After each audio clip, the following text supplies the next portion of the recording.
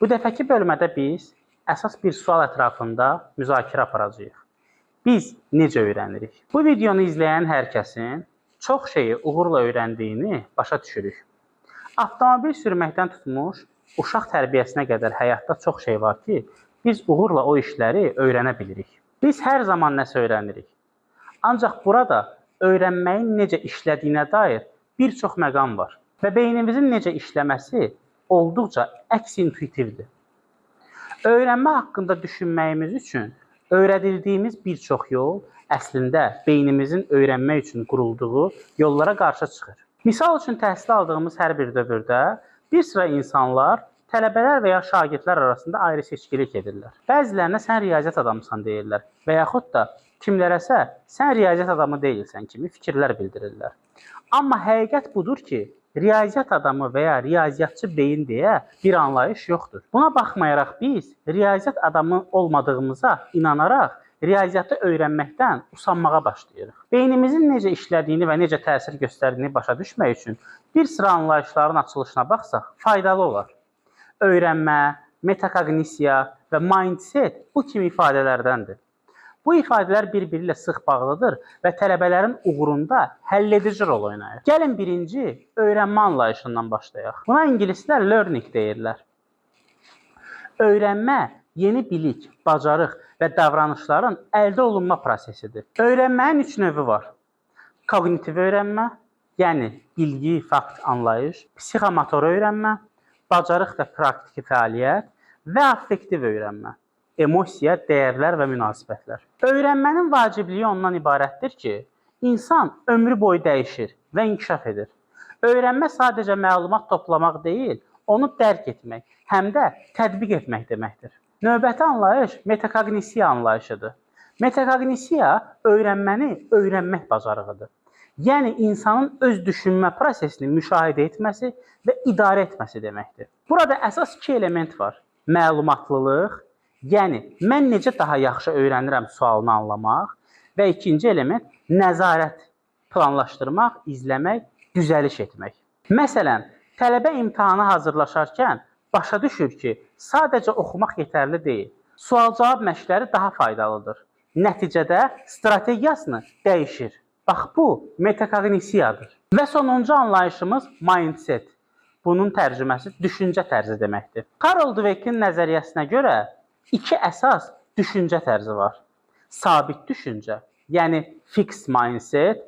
Bu, mənim qabiliyyətim dəyişməzlik inancı ilə bağlıdır. Nəticədə bu inanca məxsus tələbə çətinliklərdən qaçmağa başlayır. İkinci düşüncə isə inkişaf yönümlü düşüncədir. Yəni growth mindset. Mən çalışmaqla inkişaf edə bilərəm inancı. Bu baxış çətinlikləri fürsət kimi dəyərləndirir. Growth mindsetə sahib tələbə səhvlərdən öyrənir, səy göstərir və davamlı inkişaf edir. İndi isə bu 3 anlayışın bir-biri ilə əlaqəsinə baxaq. Öyrənmə yeni bilik və bacarıqlar qazanmaqdır. Metakognisiya isə bu öyrənməni şüurlu şəkildə izləmək və idarə etməkdir. Mindset isə öyrənməyə və öz potensialına necə baxdığını müəyyənləşdirən daxili inancımızdır. Başqa sözlə, mindset sənin öyrənməyə münasibətini formalaşdırır.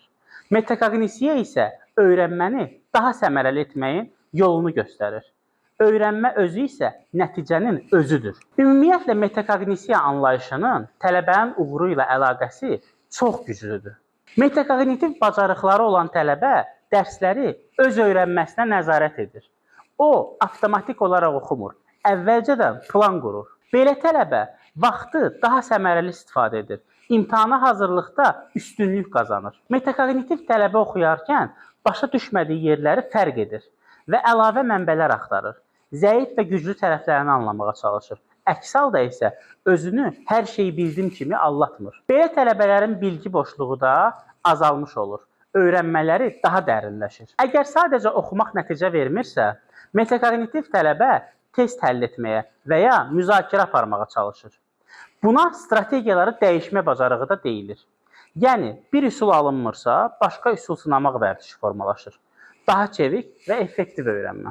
Araşdırmalar göstərir ki, metakognitiv bacarıqları güclü olan tələbələr daha yüksək nəticə göstərirlər. Çünki onlar öyrənməni şüurlu idarə edir. Təkcə məlumat toplayan yox, öyrənmə prosesini idarə edən şəxs olurlar. Yekun olaraq bildirmək olar ki, metakoqnisiya tələbənin uğurunu artırır. Çünki o, tələbəyə özünü tanımaq, planlamaq, izləmək və düzəliş etmək imkanı verir. Belə tələbə daha məqsədli, çevik və dayanıqlı olur. Tələbələrin metakoqnitiv bacarıqlarını inkişaf etdirmək üçün 4 praktik üsulu misal gətirə bilərik. Birinci üsul özünə sual vermə vərdişidir. Oxuyarkən və ya dərs zamanı suallar vermək. Mən bunu başa düşdüm, bunu öz sözlərimlə necə izah edə bilərəm?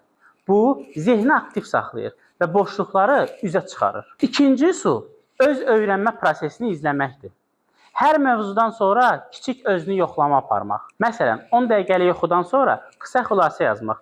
Bu, beynin nə qədər məlumatı saxlama bacarığını göstərir. Üçüncü üsul isə strategiyaları şüurlu seçmə və dəyişmə üsuludur. Tələbə başa düşməlidir ki, hər mövzu üçün eyni üsul işləmir. Əgər oxumaq kifayət etmirsə, sual-cavab edilməlidir. Əgər mövzu abstraktdırsa, şəkil və sxem çəkilməlidir. Bu çeviklik metakoqnitiv bacarıqların nüvəsi sayılır. Və dördüncü üsul refleksiya gündəliyin aparmaq üsuludur. Hər dərsdən sonra 2-3 dəqiqəlik qeyd etmək olar. Nə öyrəndim? Harada çətinlik çəkdim? Gələn dəfə fərqli nəyə edəcəm? Belə gündəlik şüurlu öyrənməni gücləndirmək olar. Son olaraq qeyd etmək olar ki, metakoqnitiv bacarıqlar planlaşdırmaq, izləmək, qiymətləndirmək, refleksiya etmək üzərində qurulur.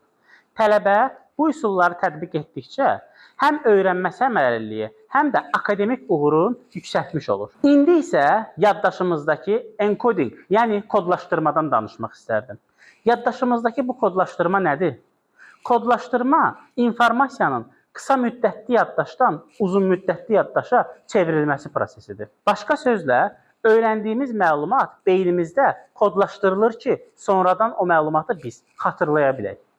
Kodlaşdırma zəif və güclü olmaqla iki yerə bölünür. Qısa müddətli kodlaşdırmaya üzdən öyrənməni, dərslərdə passivliyi, qısa müddətli yaddaşı və dərslərə əlaqəsiz öyrənməni misal göstərə bilərik. Güclü kodlaşdırmaya isə bunların əksinə olan elementləri misal gətirmək olar. Və son olaraq, metakoqnisiya, encoding və öyrənmə bir-biri ilə sıx bağlıdır və tələbənin akademik uğurunda həlledici rol oynayır. Öyrənmə sadəcə məlumat toplamaq deyil, onu dərk etmək və yadda saxlamaqdır. Metakoqnisiya tələbəyə öz öyrənmə prosesini izləməyi, zəif və güclü tərəflərini anlamağı öyrədir. Kodlaşdırma isə məlumatın qısa müddətli yaddaşdan uzun müddətli yaddaşa çevrilməsini təmin edir. Beləliklə tələbə həm özü öyrənməsini şüurlu idarə edir, həm də bilikləri dərin və davamlı şəkildə mənalandırır. Diqqətinizə görə təşəkkür edirəm.